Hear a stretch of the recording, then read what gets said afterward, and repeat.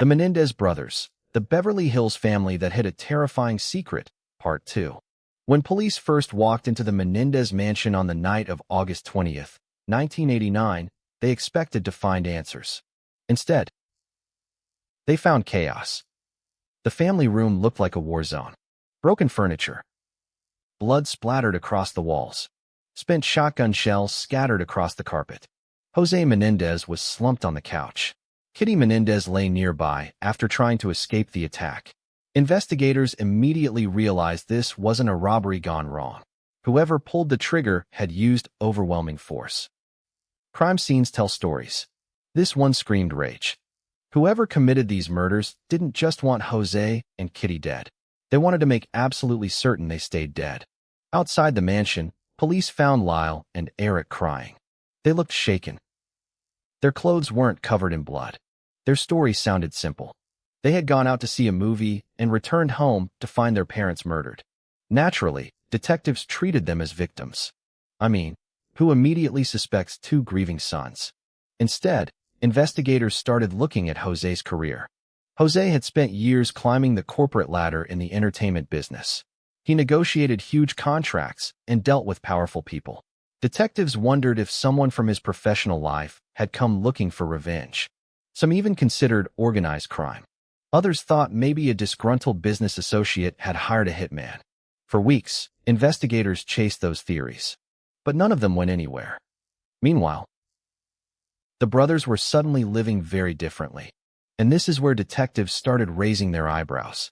Within months of the murders, Lyle and Eric spent hundreds of thousands of dollars from their parents' estate. Lyle bought a Rolex, a Porsche. He invested in businesses. He lived in luxury hotels. Eric hired a full-time tennis coach and poured money into chasing his dream of becoming a professional tennis player.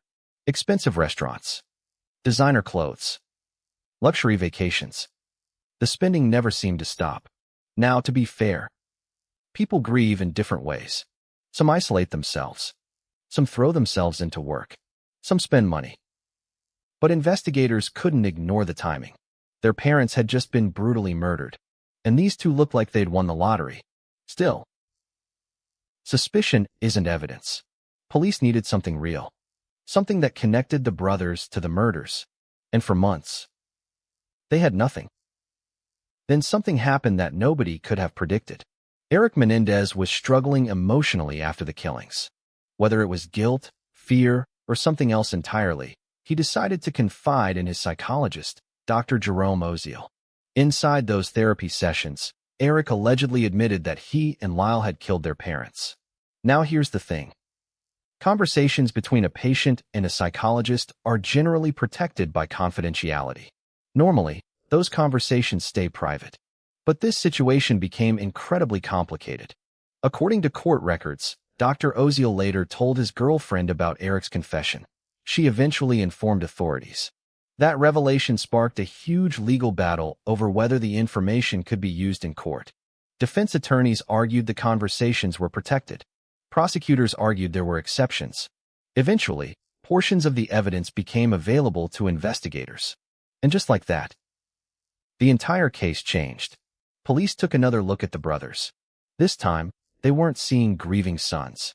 They were seeing possible suspects. Detectives compared timelines, financial records, witness statements, the brothers' behavior after the murders. Piece by piece, the puzzle started coming together. Investigators also learned that, before the murders, the brothers had purchased two 12-gauge shotguns using false identification, then later disposed of evidence connected to the weapons.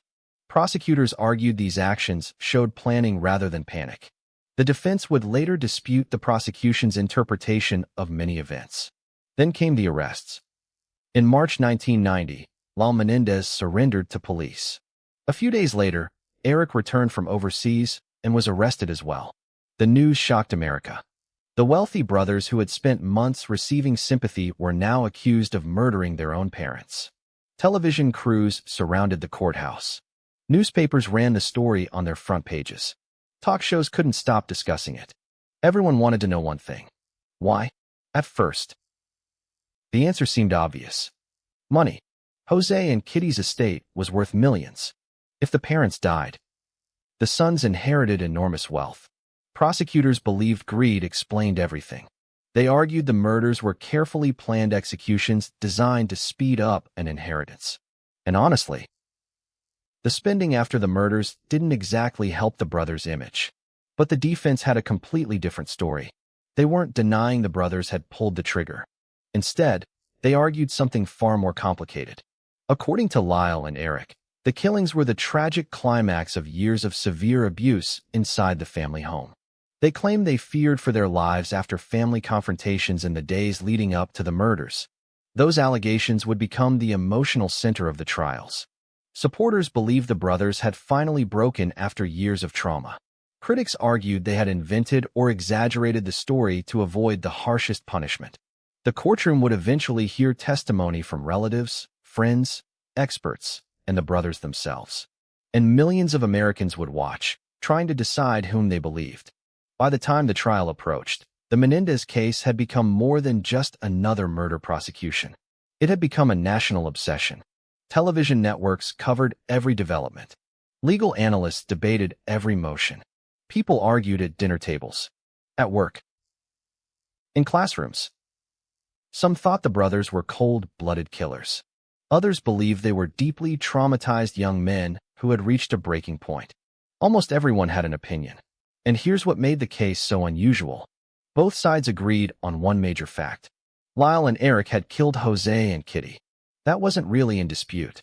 The real battle was over why. Were these calculated murders driven by greed? Or were they desperate acts committed by sons who believed they had no escape?